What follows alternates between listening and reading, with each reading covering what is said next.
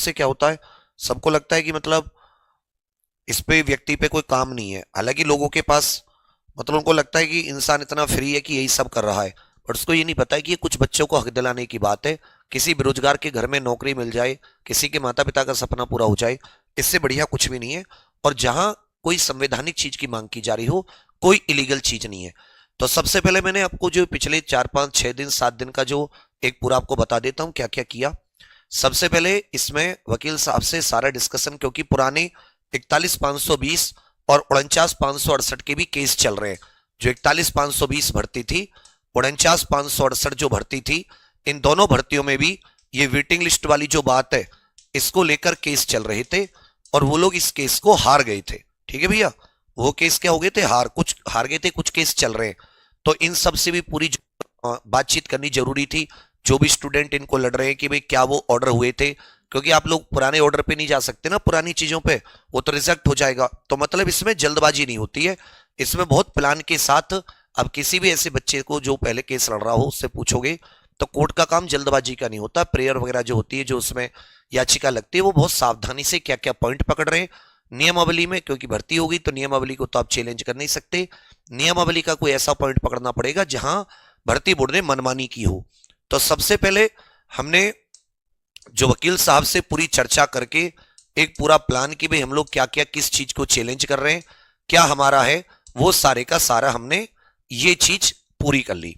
दूसरी चीज, हमने भर्ती बोर्ड को भी इनफ समय दे दिया कि भाई हमारी जो मांग थी उस पर कोई बात कहे, चाहे वो हमारी एक्स्ट्रा स्टूडेंट्स के रिजल्ट की बात हो कि एक्स्ट्रा स्टूडेंट का रिजल्ट जारी किया जाए, जिससे कि इनको मेडिकल में 60,244 स्टूडेंट मिल जाएं, जिसको आप लोग सेकंड लिस्ट या वेटिंग लिस्ट कह रहे हैं।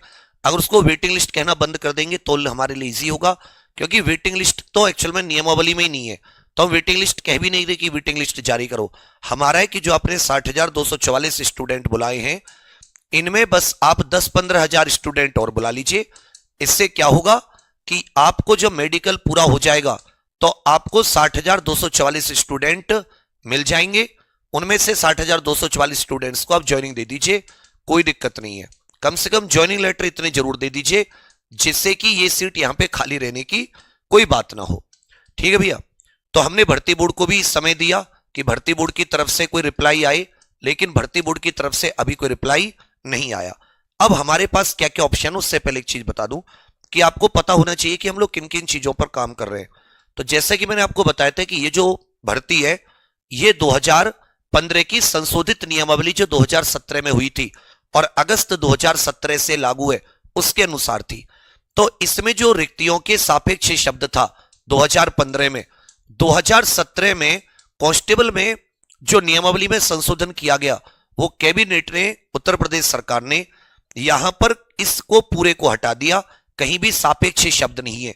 मतलब इसमें यह भी कहीं नहीं लिखा गया कि एग्जैक्ट आपको 60,244 लेने हैं। 2015 में एग्जैक्ट जितनी भर्ती है उतने लोगों की लिस्ट मेडिकल में भेजने की बाध्यता थी, परंतु यहां पर बाध्यता को समाप्त कर दिया गया। यहां पर बाध्यता क्या होगी, समाप्त। अब देखो, जबकि जब आप रिजल्ट में देखोगे तो भर्ती बोर्ड ने सापेक्ष शब्द का इस्तेमाल किया है, जबकि वो तो नियमावली में नहीं है। अब आ जाते, कल रेडियो ऑपरेटर का रिजल्ट आया। रेडियो ऑपरेटर की जो भर्ती है वो 2015 की नियमावली के तहत होती है। रेडियो ऑपरेटर की भर्ती किसके तहत होती है, तो आप कहोगे सर 2015 की नियमावली के तहत होती है। इनकी जो भर्ती है रेडियो की, वो 2015 की। वहां पर आप देखोगे तो वहां पर इन्होंने सापेक्ष शब्द लिखा हुआ है। इनकी नियमावली में अभी भी सापेक्ष शब्द है रेडियो ऑपरेटर वालों की, लेकिन जो कांस्टेबल वाली है उसमें सापेक्ष शब्द को हटा दिया गया था। तो हमारी जो मेन चैलेंज है वो यही चैलेंज है। हम लोग क्या चैलेंज कर रहे हैं कि भाई जब इस शब्द को हटा दिया गया तो एग्जैक्ट 60,244 की बाध्यता भर्ती बोर्ड की समाप्त हो चुकी है। अब भर्ती बोर्ड को 60,244 बच्चे चुनने के लिए कहीं नहीं लिखा गया कि वो 60,244 ही मेडिकल में, क्योंकि मेडिकल भी एक चरण है। तो जाहिर सी बात है इसमें आपको ज्यादा स्टूडेंट थोड़े से भेजने चाहिए, जिससे कि आपको फाइनली 60,244 स्टूडेंट मिल जाएं, जिनको आप ज्वाइनिंग लेटर देकर ट्रेनिंग पर भेज सको। अब देखोगे कि ये जो डीजीपी ऑफिस है उसकी ओर से भी एक ट्वीट किया गया था। अब बुद्धि लगाइए आप कि इसमें जो ट्वीट है ये कहां तक सही है। पुलिस महानिदेशक डीजीपी उत्तर प्रदेश द्वारा आरक्षी नागरिक पुलिस में सीधी भर्ती 2023 के अंतर्गत चयनित अभ्यर्थियों के प्रशिक्षण की तैयारी, इसमें वीडियो कॉन्फ्रेंसिंग।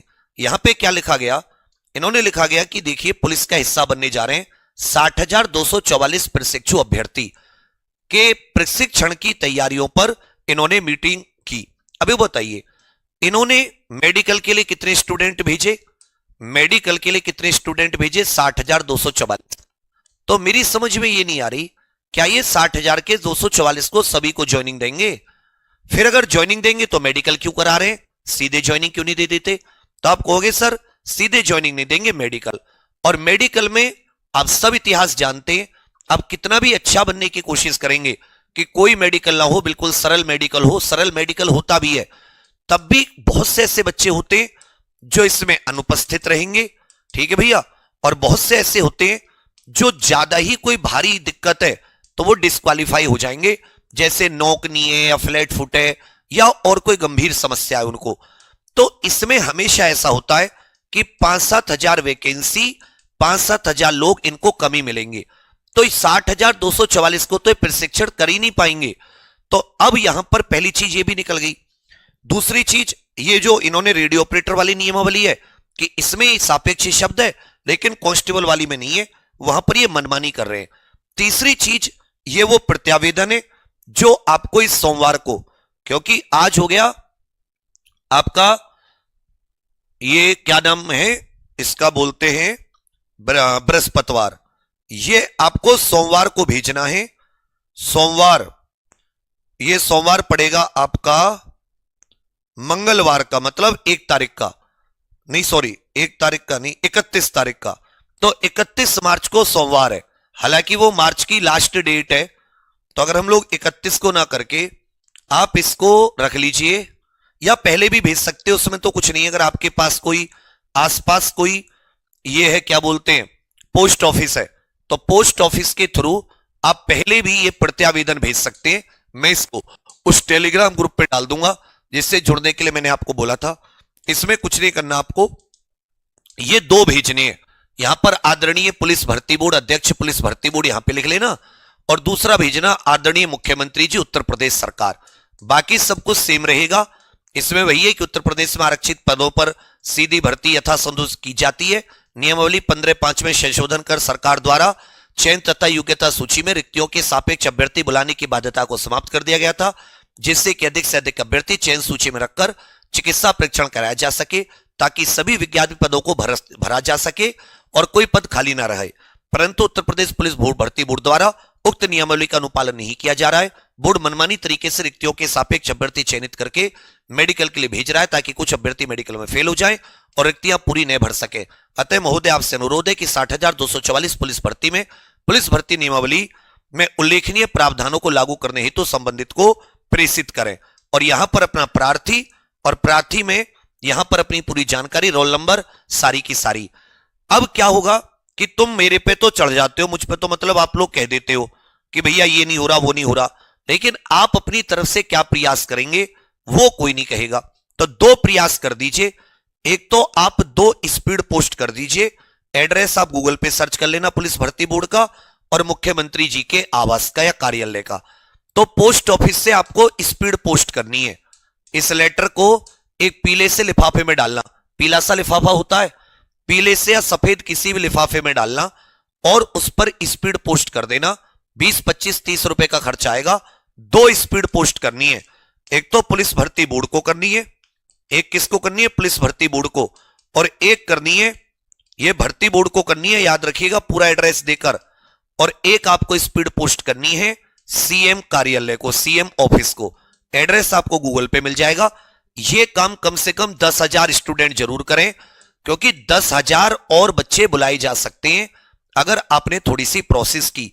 तो सबसे पहले आप ये काम आप 31 मार्च से पहले कर पाए 31 मार्च को कर दीजिए, नहीं तो सोमवार मंगल तक तो जरूर कर दीजिए, क्योंकि हम लोग इसको जो फाइल करेंगे, जो कोर्ट केस फाइल करेंगे, वो कोर्ट केस के सारे डॉक्यूमेंट बन रहे हैं, ऐसा समझिए 5 अप्रैल के आसपास करेंगे। 5 अप्रैल के आसपास, समझ रहे हैं मेरी बात? इसमें इतनी जल्दबाजी नहीं होती भैया, एक एक चीज को ध्यान में देखना पड़ता है, ऐसा ना हो कि पहली बार में ही वो रिजेक्ट हो जाए। लेकिन मुझे पता है कि मैंने 10,000 तुम्हें तो बोल दिया, लेकिन इसको 500 बच्चे भी नहीं करेंगे। क्या होता है कि तुम्हें कि मैं ही सब कुछ करूं, तो मेरी भी तो भैया एक हैसियत है, मेरी भी तो एक दायरा है। मैं कोई ऐसा तो हूं नहीं कि दैवीय शक्ति है मेरे पास सब कुछ मैं कर दूंगा। मैं तो तुम लोगों को जोड़ सकता हूं, दिशा दे सकता हूं, जो मेरे पास संसाधन, उन संसाधन के द्वारा जो भी कानूनी कार्रवाई है वो कर सकता हूं। पर ये पहला कार्य स्पीड पोस्ट कर दो, कल कर सको, कल शुक्रवार है, ऐसा कोई टेंशन नहीं है, जरूरी नहीं है बाद में आप कल कर दो। एक काम करो, आप डाकघर जाओ, वहां से 2 लिफाफे लो, इसको कहीं से प्रिंट आउट करा लो। इसको मैं डाल दे रहा हूं प्रिंट आउट में। यहां पर मैंने खाली स्थान छोड़ा है, यहां पर 2 प्रिंट आउट कराना, एक भर्ती बोर्ड के लिए, एक मुख्यमंत्री जी के लिए। इतने आप होशियार हैं, आप मतलब चयनित व्यक्ति हैं, बच्चे नहीं है, आप यहां से कर सकते हो। नीचे प्रार्थी की डिटेल डाल देना, एड्रेस डाल देना, अपना पूरा डिटेल्स और मतलब तारीख डाल देना। इसको आप भेज दो, एक भर्ती बोर्ड को भेज दो, और जो पर्ची मिलेगी स्पीड पोस्ट की, उस पर्ची को संभाल के रख दो, क्योंकि वो पर्ची मुझे कोर्ट केस करने में काम आएगी। ठीक है भैया, कोर्ट में लगाऊंगा कि जी हमने भर्ती बोर्ड को इनफ टाइम दिया था 10-15 दिन का, भर्ती बोर्ड ने कोई जवाब नहीं दिया। अब आ जाता है कोर्ट केस। कोर्ट केस क्या है, हम लोग भर्ती बोर्ड के मनमानेपन को, मनमानी को, इसको चैलेंज कर रहे हैं कि जहां डीवीपीएसटी में भर्ती बोर्ड ने 2.5 गुना बुलाए, क्योंकि उसे पता था बहुत सारे स्टूडेंट निकल जाएंगे, वहीं यहां पर मनमाने तरीके से केवल उतने ही बुला रहा है, जबकि ऐसी कोई बाध्यता नहीं है, नियमावली में कहीं नहीं लिखा हुआ। इसमें 10-15 हजार बच्चे और बुला ले तो ये सारी रिक्तियां भर जाएंगी, विज्ञापित पद खाली नहीं जाएंगे। इसमें हम लोग 99.9% जीतने के चांस है, पहली चीज। लेकिन कोर्ट केस थोड़े लंबे चलते हैं, 2-3-4 सुनवाई, गारंटी नहीं होती कि कितनी सुनवाई तक जाए, पर अच्छे वकील हैं, टॉप क्लास, बढ़िया वकील कर रहे हैं। मतलब ऐसे नहीं कि कोई पैसे कम खर्च की बात है, कुछ भी, पूरी कोशिश है कि इसको जल्दी से जल्दी। एक काम और अगर आप कर सको कि आप में से कुछ स्टूडेंट भर्ती बोर्ड के अध्यक्ष साहब से और मिल सको। मैं नहीं मिल सकता क्योंकि मेरा कोई लोकस स्टैंड ही नहीं है, लेकिन जो बच्चे डीवीपीएसटी क्वालिफाइड है, दौड़ क्वालिफाइड है, और उन्हें पता है कि 1-2-3 नंबर से वो रह रहे हैं, अगर सेकंड लिस्ट आती है एक्स्ट्रा रिजल्ट में, कुछ नहीं करना, बस इनको संशोधित रिजल्ट देना होगा, सप्लीमेंट्री रिजल्ट देना होगा। और ऐसा नहीं कि इससे पहले इन्होंने सप्लीमेंट्री रिजल्ट नहीं दिया है, एक एएसआई की भर्ती थी उसमें इन्होंने सप्लीमेंट्री रिजल्ट भी दिया है। तो अगर कुछ स्टूडेंट भर्ती बोर्ड के अध्यक्ष साहब से भी मिल रहे तो इसमें आपकी बहुत मेहरबानी होगी। इसमें कम से कम कुछ तो कहेंगे उनसे, कुछ तो आप कहोगे कि भी देखो आप कम से कम अपनी जो आपने नियमावली बनाई है, कम से कम आप उस नियमावली का पालन तो कर लो। तो आपके पास 3 काम है। स्टूडेंट को कौन से काम करने वो मैं बता दे रहा हूं, फिर मत कहना कि भैया स्टूडेंट्स को कौन से काम करने, अभ्यर्थी को पहला काम स्पीड पोस्ट करना है, प्रत्यावेदन। स्पीड पोस्ट कितने करने हैं जरा कमेंट करके बताओ। 2 जगह करने, एक भर्ती बोर्ड को करना है, ठीक है भैया, और एक किसको करना है, मुख्यमंत्री कार्यालय को, सीएम ऑफिस को, मुख्यमंत्री जी को संबोधित करते हुए, या भर्ती बोर्ड अध्यक्ष को संबोधित करते हुए। ठीक है भैया, ये हो गए स्पीड पोस्ट। इसे इसकी पर्ची को संभाल के रखना, पर्ची को क्या करके रखना, संभाल के रखना भैया, जो स्पीड पोस्ट की पर्ची होगी।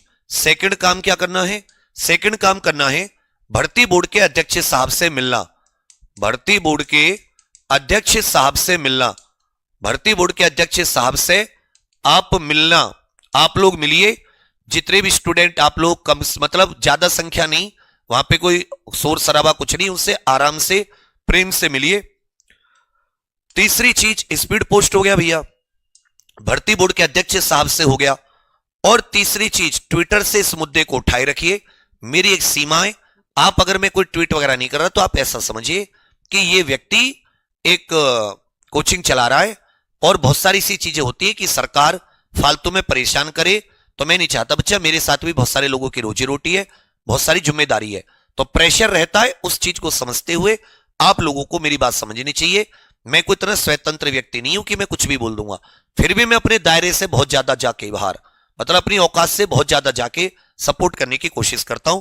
तो आप लोग ट्विटर पे भर्ती बोर्ड को आप ये याद दिलाते रहिए कि हाँ भाई आप गलत कर रहे हैं। ये तो हो गए स्टूडेंट के काम, और मेरे काम क्या है, मेरे काम है कि मैं कोर्ट के माध्यम से इसमें पूरा 5 अप्रैल के आसपास तक हम लोग इसमें अपनी रिट फाइल कर देंगे, बढ़िया तरीके से, बेस्ट तरीके से, जल्दबाजी ना करते हुए प्रॉपर समय ले रहे हैं।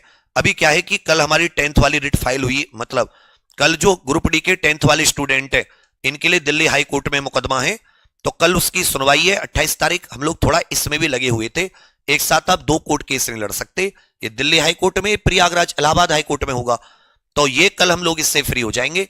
इसकी ड्राफ्टिंग चल रही है, साथ साथ 5 अप्रैल तक इसको भी फाइल कर देंगे, क्योंकि अभी इलाहाबाद हाई कोर्ट में काम भी नहीं हो रहा, वो जस्टिस वर्मा वाला जो सिस्टम है उसकी वजह से इलाहाबाद हाई कोर्ट में भी वकील साहब लोग सभी अभी उस पे हैं, मतलब हड़ताल पर।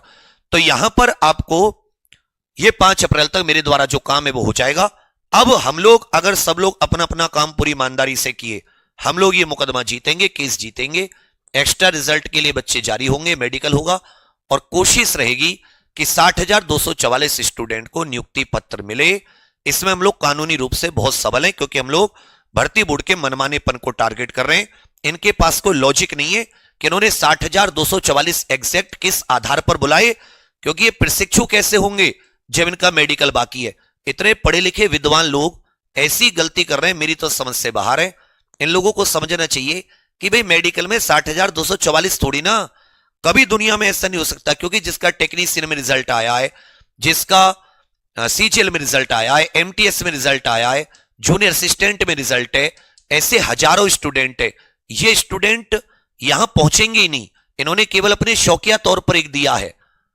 और बहुत से अब जैसे बिल्कुल किसी के पैर लगे हुए हैं, वो थोड़ी ना मेडिकल में, तो ऐसा भी नहीं कि मेडिकल बहुत हार्ड होता है, बहुत इजी होता है, जनरल बहुत सामान्य, बट कुछ तो इसमें, तो वो सीटों के लिए हम लोग, इनके पास क्या लॉजिक लगाया इन्होंने, तो इनके पास लॉजिक नाम पर क्या है, शून्य, कुछ नहीं। और बस यही हम कहेंगे मनमाना, और जो कोर्ट में मनमानी चीजें होती हैं, कोर्ट उनको मनमाने ढंग से नहीं चलने देता। वो कहता है कि भाई इसमें आप एक्स्ट्रा रिजल्ट निकालिए 10, 12, 15 हजार बच्चों का, तो आप में से इतने सारे होंगे यदि आप ये छोटे छोटे काम कर देंगे।